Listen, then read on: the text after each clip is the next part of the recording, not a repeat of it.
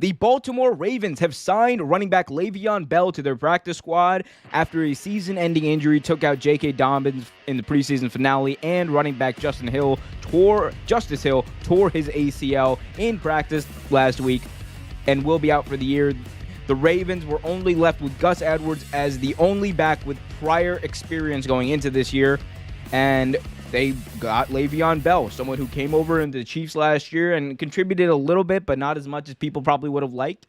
After gaining 1,000 yards in 3 of his first 5 years in Pittsburgh, Bell has not been the same playmaker he once was. When he sat out the 2018 season, I think that he lost a lot of his luster. He lost a lot of his, I don't want to say ability, but maybe that just threw him off. That whole year being off, a year away from football, it can be tough to come back.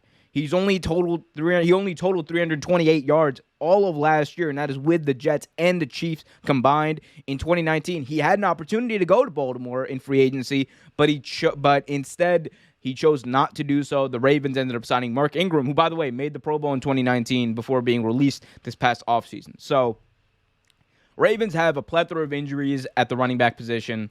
They need depth. So what do? They sign Le'Veon Bell. Is this a good move for Baltimore? What I will say is I think this is a fine move for Baltimore because you're not getting Le'Veon Bell on a massive $60 million most expensive running back in the NFL contract. You're getting Le'Veon Bell on a trial basis on what is likely a minimum or minimal deal, and he's on the practice squad right now, learning the offense, doing whatever. I think this is a safe gamble for the Baltimore Ravens. It's a fine move. You need depth. Le'Veon Bell has in-game experience. He has experience in this division too, so he could also, provide not only insights to the running backs that are there, especially the young ones that are there that are ahead of him on the depth chart.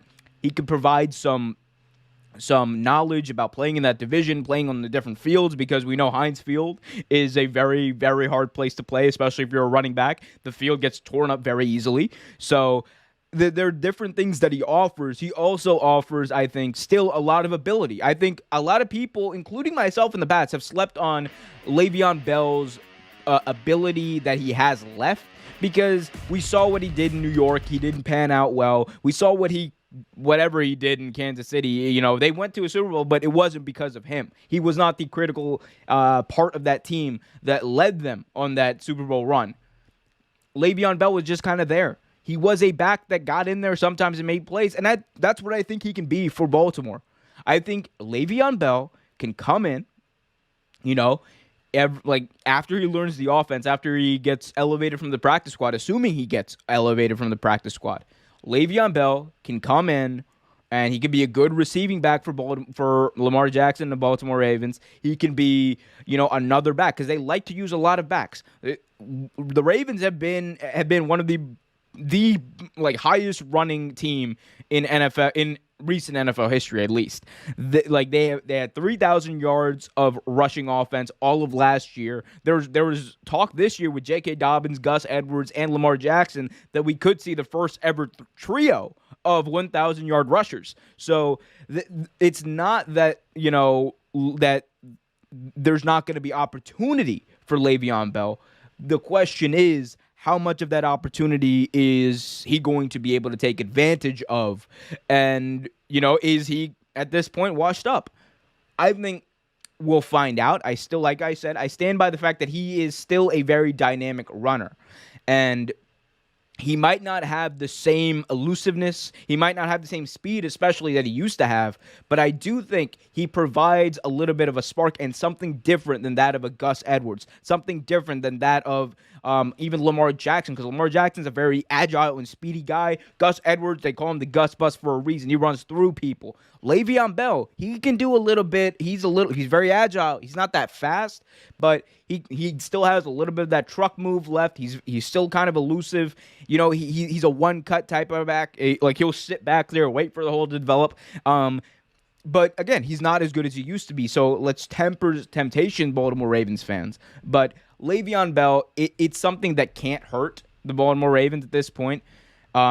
There's other backs that are out there. I mean, Latavius Murray was also one. I think Latavius Murray, honestly, if we're being completely truthful, would be a much better addition to this team. However, I think this move was made either before or right after Latavius Murray was let go. So this is already developed at that point. So, maybe that's something they end up doing. Maybe Le'Veon Bell doesn't even make the team. Maybe Le'Veon Bell gets cut after 1 or 2 weeks and they sign Latavius Murray. Latavius Murray comes to the Ravens and whatever. But we could see that happening. There's a lot, but I don't think Le'Veon Bell is ever going to get back to the Pro Bowl level that he was at, the All-Pro level especially, that he was at when he was in Pittsburgh. And the main reason for that is because, and I take no solace, I take no happiness in saying this, I think the running back position in the NFL today has just been, it's a position where you can find a lot of value in a lot of different backs, a lot of younger backs, late round backs. It's not very rarely do you get a first round worthy back who is an every down back. Like Christian McCaffrey, yes. Saquon Barkley, yes, when he's healthy. Nick Chubb, yes. But I just named off 3 guys. Maybe Ezekiel Elliott as well, sure.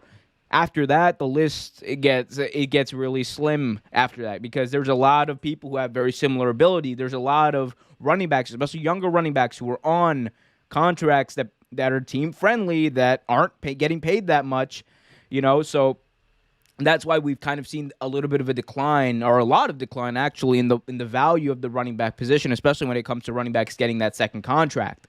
So maybe he is just a guy who comes in there and he's just a kind of like a practice guy. He's just another body at practice, but we'll see what he does. I think the Baltimore Ravens, though, are going to be fine regardless. They have Lamar Jackson. They have Gus Edwards.